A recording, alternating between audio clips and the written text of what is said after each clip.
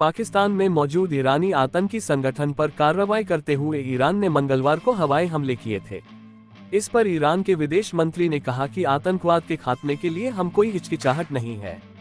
पाकिस्तान के बलूचिस्तान में ईरानी आतंकी संगठन पर कार्रवाई करते हुए मंगलवार को ईरान ने पाकिस्तान की सीमा के भीतर हवाई हमले किए थे, जिसके बाद से ही दोनों देशों के बीच तनातनी का माहौल बन गया है।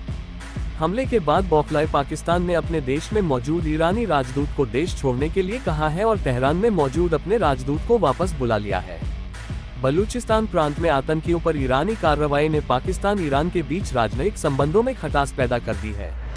इसी बीच दावोस में चल रही विश्व आर्थिक मंच की बैठक में शामिल हुए ईरान के विदेश मंत्री हुसैन अमीर अब्दुल्लाहिन ने पाकिस्तान की सरजमी पर ईरानी हमले की पुष्टि की है।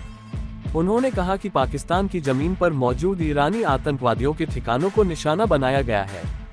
मामले पर भारत ने प्रतिक्रिया देते हुए कहा कि यह पाकिस्तान ईरान का मामला है। आत्मरक्षा के ईरान के इस कदम में बखूबी हम समझते हैं।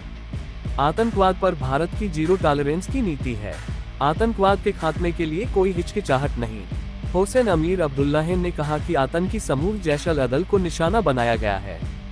इस आतंकी संगठन ने पाकिस्तान के बलूचिस्तान प्रांत के कुछ हिस्सों में शरण ले रखी है। हालांकि ईरानी विदेश मंत्री ने कहा कि पाकिस्तान की संप्रभुता और क्षेत्रीय अखंडता का हम सम्मान करते हैं, लेकिन राष्ट्रीय सुरक्षा से समझौता बर्दाश्त नहीं किया जाएगा। उन्होंने कहा कि जब राष्ट्रीय हितों और पाकिस्तान के अंदर उन आतंकवादी समूहों की बात आती है तो हमें कोई हिचकिचाहट नहीं है। वहीं पाकिस्तान के विदेश मंत्रालय ने कहा कि हमारी संप्रभुता का उल्लंघन बिल्कुल भी स्वीकार नहीं है।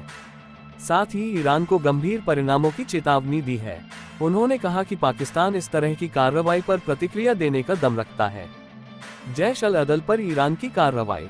पिछले कुछ वर्षों से आतंकी संगठन जैश अल अदल ने ईरानी सुरक्षा बलों पर हमला किया था। दिसंबर में सिस्तान बलूचिस्तान में एक पुलिस स्टेशन पर हमले की जिम्मेदारी ली थी, जिसमें 11 ईरानी पुलिस कर्मियों की मौत हो गई थी। तमाम रिपोर्ट के मुताबिक इस क्षेत्र में ईरान के सुरक्षा बलों और सुन्नी आतंकवादियों के साथ साथ ड्रग तस्करों के बीच तनाव होता है।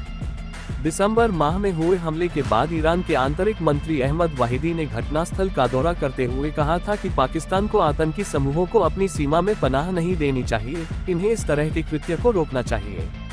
जैश अल अदल का गठन 2012 में हुआ था, जिसे ईरान आतंकवादी संगठन मानता है। ईरान के दक्षिण पूर्वी प्रांत सिस्तान बलूचिस्तान में स्थित यह एक सुन्नी आतंकवादी समूह है।